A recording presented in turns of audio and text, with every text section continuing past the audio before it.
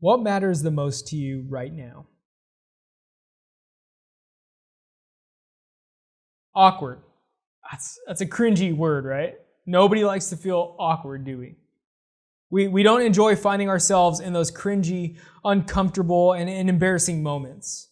But we also know those moments are just a part of life. All of a sudden, you're in junior high and your parents are asking you questions that are completely awkward and personal. Teachers are telling you to stop talking to your crush in front of the entire class. And then you decide to come to church only to find out that we're talking about sex. Yeah, I know, talking about sex at church can definitely be awkward, but honestly, it's just too important to ignore. And that's why today, no matter how awkward it might get, we're going to continue a conversation we've been having about why our sexual desires matter, and not just to us, but also to God. And speaking of things that mattered a lot, I want to share something with you that mattered a lot to me when I was in elementary school. Okay, so this, I'm not sure if you actually know what this is, because things have upgraded a lot. This is a PlayStation 2 controller. You see, video games used to matter a lot to me. Like, this thing has a cable. Did you guys know these used to have cables? Video games used to matter a lot to me when I was in elementary school. And you see, here's the thing. We all value different things, right? But I think there's one thing that's true for all of us when it comes to value. We tend to value things because of what they give back to us. Maybe it's a new pair of shoes that keeps us looking cool. Or maybe it's that new camera to make your YouTube channel look a little bit more professional. Sure, those aren't the only reasons we value those things, but they certainly don't hurt. But when those things stop giving us what we want, well, just like that, we sort of stop giving them the same value. We begin to treat them like they matter less than they used to. Okay, so you remember my most prized possession in elementary school? You see, my cousin Adam, we would stay at each other's houses like every weekend. We were super close. Maybe you have a friend or a cousin like that. And we would stay up late playing video games. And then we would wake up really early and we would continue. And you see, back in the day, you didn't just have a system with a hard drive in it and you could just save everything. And like, not everything was streamed online. We had discs or we had cards that we had to insert into the console. And then you would, like PlayStation, you would have to buy these memory cards. And so we would work our butts off all night, getting as far as we could. And then the next morning we'd get up and we'd continue going as hard and as long as we could with PlayStation to try to get as far as we could in the game. And you see, PlayStation mattered a lot to me when I was in elementary school. Well, it doesn't hold the same value to me now that I'm almost 30. Like, think about it. I want you to think of something that mattered a lot to you when you were in elementary school. Okay? Think about it. And see, that thing that you used to care about a lot, well, now you're in junior high. It doesn't really bring you the same value in life anymore, right? Now, when this happens with stuff, it's not really that big of a deal. When you stop caring about your old stuffed animals or your baseball collection or that jacket that you used to love so much as a kid, that's just a part of growing up. How do people know when something matters to us? How do people know when something doesn't matter to us? But there's another side to this whole value thing I want to talk about, and that's the human side. Sometimes without realizing it, we treat the people in our lives the same way. When they can do something for us or give something back to us, we consider them valuable or we consider them important. But when they don't, well, that's when we begin to treat them like they've lost their importance. That's when we start treating people in ways that are less than they deserve.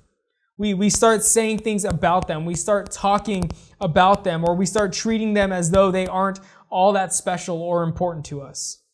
Now, I know we might not all be doing this, or some of us might be doing this without even realizing it.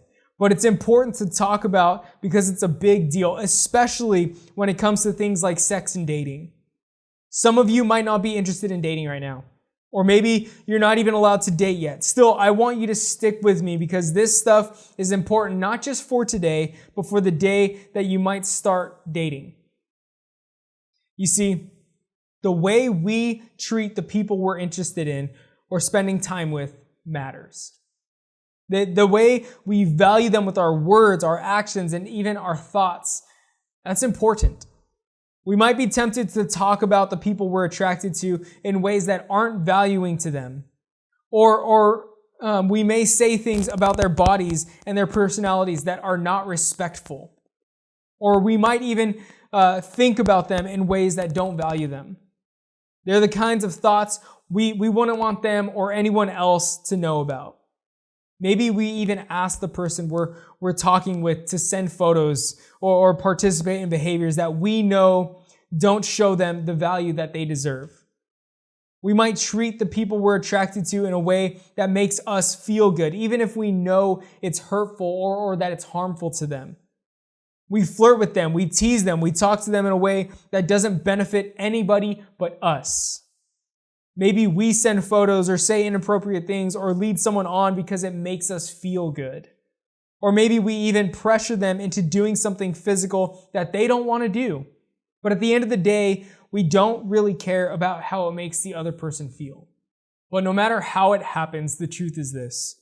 When we don't treat others like they have value, we wind up treating them like objects instead of people.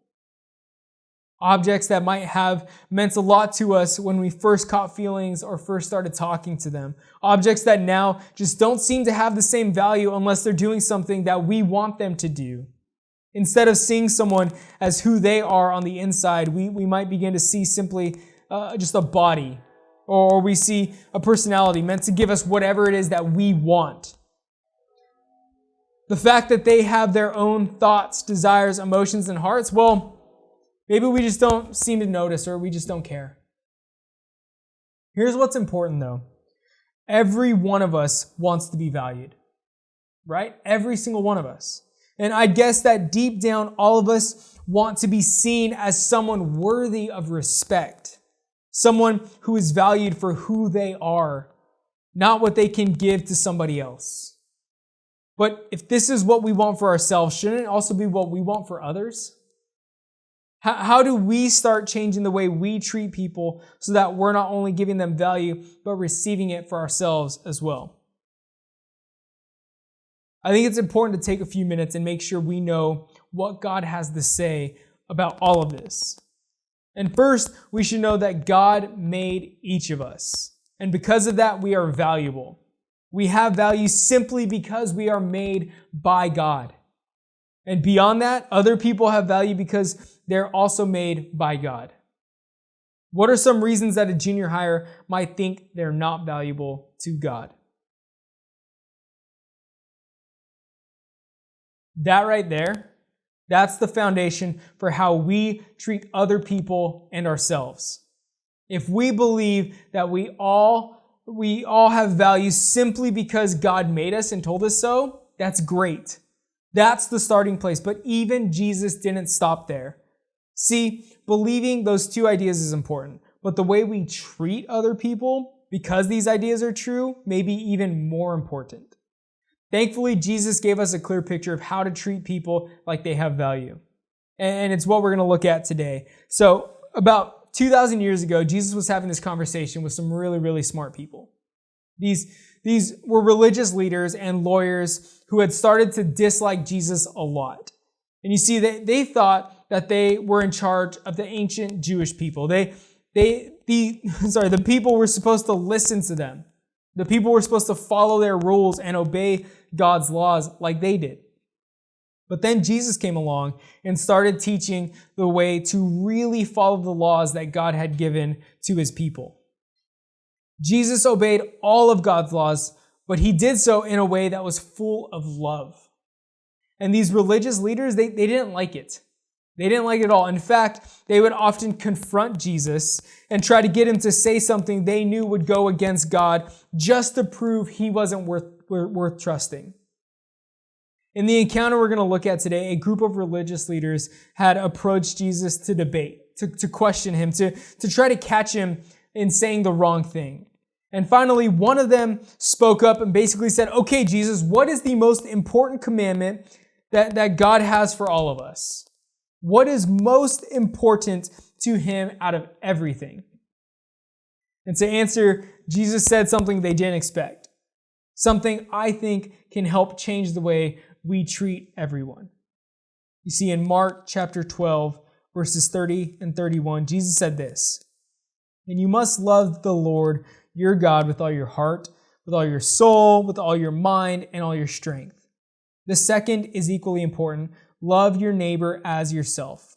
No other commandment is greater than these." Jesus gave such an incredible answer here. It's an answer he gave because I think he wanted to be clear about what matters most to God. You see, to love God with all that we are and to treat other people the way we want to be treated. See, when Jesus used the word neighbor, he didn't exactly have our next door neighbor in mind. Like it's not the same thing. You see, he was actually referring to every other person around us. We share this planet with about 8 billion other people, and God wants us to know that he cares deeply about the way we treat every single one of those people. In other words, God cares about the way we value other people. If we want to follow God's greatest commandment, we have to start with value, not just for ourselves, but for others too. And this applies to sex and to sexual desires. We have to start caring about and practicing sexual integrity. And remember, sexual integrity is choosing to respond to sexual things we feel, we think, or desire in a way that respects ourselves, others, and God. So we have to choose to love and respect ourselves first. Maybe that means saying no when we're asked to do something we don't feel comfortable with, or deciding not to watch that movie or look at that picture we know is inappropriate. Whatever that looks like for each of us, we have to start treating ourselves like we have the value that God says we do. And then we can do the same for others. We can stop using language that doesn't respect the other person. We can stop pressuring them into behaviors that they're not comfortable with. We can stop talking about them in a way that doesn't value them when they're not around. And we can treat other people with value because we know it is important to God. And if we want to honor him or treat him with respect, especially the respect he deserves, we should love like this matters. Because how you treat others and yourself matters to God. How might knowing that God says we all have value change the way we treat others and ourselves? What does sexual integrity have to do with the way we value others and ourselves? What does choosing sexual integrity look like in the songs we listen to, the videos we watch, and the jokes we tell, in the rumors we spread, in the way we think about somebody else? So what does this look like once we're back at school? Or we're joking with our friends, or we're running around at practice, or we're alone with our crush? When we're tempted to make jokes or participate in behaviors or treat someone else a certain way just to get what we want in return. Well, the next time we find ourselves in that position, we can ask ourselves a couple questions. First, what would it look like for me to treat this person in a way that honors God? Maybe instead of joking about their body, you should be the person who speaks up to make it stop. Or instead of allowing your mind to wander in directions that aren't honoring another person, you should remember that God made them to be loved, not to be used. Or instead of flirting just to make yourself feel good, you should take the time to think about what the other person is feeling and make sure that they know that their thoughts and feelings really matter to you. Or maybe it's choosing to stop crossing boundaries because you know they aren't best for you or the other person. Whatever it might be for you, don't go another week without working to treat other people in ways that honor God. Number 2, do I believe that I have value to God, to others, and to myself? Now, for some of us, before we can treat others like they have value, we first have to believe that we deserve to be treated well ourselves. See, if you don't respect yourself and your body, it's going to be hard to value others or to know what it means to be valued by others. So, if you aren't sure that you would confidently say yes to every part of this question, I want to challenge you to tell someone that. Tell your community group leader or your parent. Tell another trusted adult that you need help discovering some of your own God-given value. This might just be the most important step you take to begin living a life where you know you have value and can treat others like they have value as well. Now, I want to close by speaking to some of you in the room who may be really struggling with this. You may feel like you don't have value because of the way someone else has treated you. You've had boundaries crossed and things happen that you didn't ask for and you didn't approve of. Maybe you've been hurt. Maybe you've been abused or worse. And because of that, you're struggling to see how anyone could value you. Maybe you're even struggling to value yourself. Look, if that's you, please know this. You have value. And what happened to you does not take that value away. Your community group leader would be a great person to start a conversation with about this very thing this week. They love you. They value you. They want you to find the help you need. And if you don't feel comfortable sharing that in your small group setting, just ask your community group leader, hey, can we grab lunch this week? Can we just have a one-on-one? If that would be more comfortable for you, do it. Your small group leader would totally be down for that. Remember, how you treat others and yourself matters to God. When we learn to love and value and respect ourselves, we'll do the same for others. So your community group is a great place to start practicing this. I want you to think about the way you can value the other people in your group by listening to them, by encouraging them, by keeping your circle a safe space for everyone to share and to grow when it comes to things like valuing other people. Now, before you go, your community group leader has a lock screen image for your phone. And the purpose behind this is to help remind you that how you treat others and how you treat yourself matters to God. So thanks for hanging in there. I know this is the third week. It could be a little awkward still, but thank you so much for being here, for participating. I want to encourage you before you go, share the good things God's doing in your life. Share the hard things that you're struggling with that you need prayer for. And be sure to be praying for your oikos, and don't forget to be inviting them to your community group. So thanks for hanging out. We'll see you next week.